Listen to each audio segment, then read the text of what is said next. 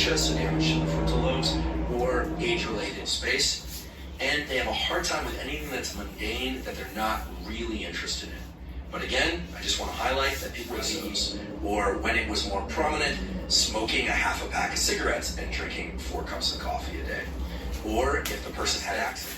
These drugs like cocaine and amphetamine, methamphetamine, which are incredibly dangerous and incredibly habit-forming and have high potential for abuse, well, the pharmaceutical versions of those are exactly what are used to treat ADHD. Now, they're not exactly like cocaine or methamphetamine, but they are structurally and chemically very similar, and their net effect, desire to know circuit, whatever that is in my brain, no doubt involves dopamine, allow me to focus and remember the information. And somewhat surprisingly, or perhaps not surprisingly, I would often fall in love with the information. I find that that was my favorite class, or it was what I wanted to learn the most. So that's one way you can do it artificially, but kids with ADHD, they can't do that, right? They're told to sit still, and they end up getting up 11 times.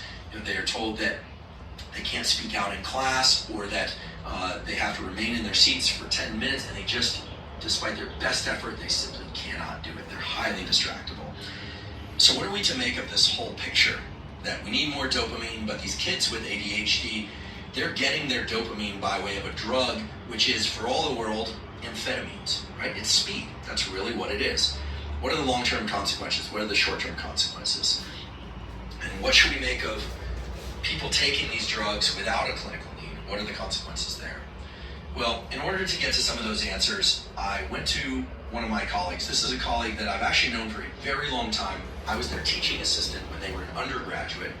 They went on to get an MD, a medical degree, as well as a PhD, and have become a pediatric neurologist that specializes in the treatment of epilepsy and ADHD in kids of all ages, from age 3 to 21. That's the age range, pretty broad age range, and has extensive knowledge in this.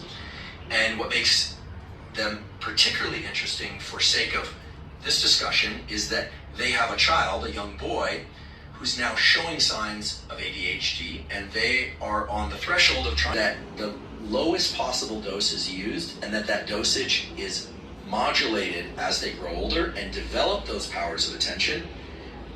Their observation was that they've seen more kids benefit than not benefit from that. Now, I'm certainly not saying what people should do. You obviously have to go to a doctor because, as I always say, I'm not a doctor. I don't prescribe anything. I'm a professor, so I profess things. And here I'm professing that you talk to your doctor if you're considering giving Ritalin or Adderall or any type of stimulant to your child. Of the overall structural design of the study. I don't want to go into all the details exactly because it gets really nuanced about some of the statistics and the way that one examines these types of data. But there was skepticism, and in science, skepticism is healthy, especially when making decisions about whether or not to treat or feed children one food or another, or give them one drug or another. Now I want to return to the story of my friend who is a pediatric neurologist